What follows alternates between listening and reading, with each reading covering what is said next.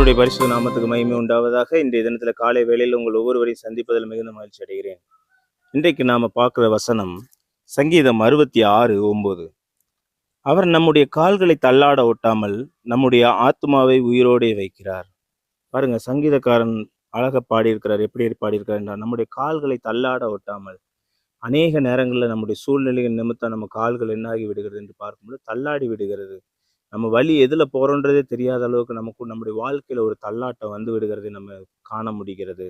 ஏதாவது ஒரு சூழ்நிலை, ஒரு கடன் நெருக்கும் பொழுதோ, இல்ல சரியான வேலை கிடைக்கலையே, இன்னும் கிடைக்கலையே அப்படின்னும் பொழுது, அடுத்த வேளை சாப்பாட்டுக்கு என்ன பண்ணுவோம் அப்படின்னும் பொழுது நம்ம தள்ளாடுகிறவர்களாய் காணப்படுகிறோம். ஆனால் கர்த்தரை நம்பி இருக்கிறவர்களுக்கு, கர்த்தரையே சார்ந்து வாழுகிறவர் நமக்கு எப்படி இருக்குமா, அவர் நம்முடைய காலை தள்ளாட ஒட்டாமல் நம்மை பாதுகாக்கிற தேவனா இருக்கிறார். நம்முடைய ஆத்துமாவை பாதுகாக்கிற தேவனா இருக்கு. இப்படிப்பட்ட தள்ளாட்டங்கள் வரும் பொழுது நம்முடைய ஆத்துமாவுக்கு அழிவுக்கு நேராய் சத்துரு இழுத்து செல்ல பார்த்து கொண்டிருப்பான். ஆனா ஆண்டவர் எப்படி இருக்கிறாரா, நம்முடைய காலை தள்ளாட ஒட்டாமல் நம்மளை கடைசி வரைக்கும் பாதுகாக்கிற தேவனா இருக்கிறார் என்று வசனம் நமக்கு சொல்லுகிறது. அது எப்படிப்பட்ட பாதுகாப்பா? ஆத்துமாவை பாதுகாக்கிற பாதுகாப்பு.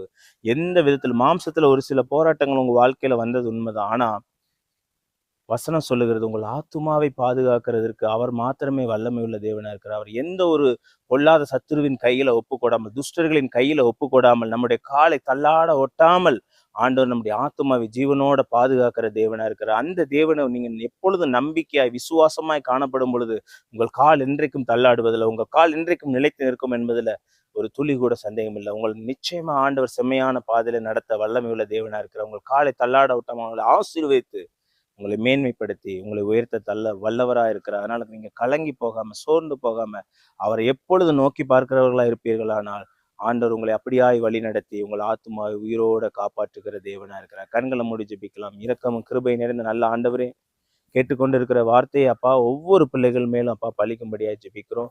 அவள் கால்கள் எந்த சூழ்நிலையும் தள்ளாடாதபடி அப்பா அவர்கள் ஆத்துமாவும் காக்கப்படும்படி உங்களிடத்துல கெஞ்சி மன்றாடுகிறோம் சுவாமி. இந்த சத்திய வசனத்தின் பிரகாரம் ஒவ்வொருவரையும் கத்த பாதுகாப்பீராக, இடை கட்டுவீராக, கத்த போதுமானவராக இருந்து வழி நடத்த வேண்டுமா ஜெபிக்கிறோம் சுவாமி. கேட்டுக்கொண்டிருக்க சத்தியத்தை கேட்டுக்கொண்டிருக்க ஒவ்வொரு பிள்ளைகளையும் கத்தர் ஆசீர்வதிங்க. அவர்கள் காலை அப்பா ஸ்திரப்படுத்துங்க ராஜா. அவர்கள் ஆத்துமாய் பத்திரமாய் பாதுகாக்கும்படியா ஜெபிக்கிற எல்லா சத்துருக்களுக்கும், நாசங்களுக்கும், மோசங்களுக்கும் விலைக்கு பாதுகாத்து செம்மையான பாதையில நடக்க கத்தர் உதவி செய்யுங்க. இயேசுவின் மூலம் ஜெபிக்கிறோம் நல்ல பிதாவே. ஆமென். ஆமென். God bless you. God bless you.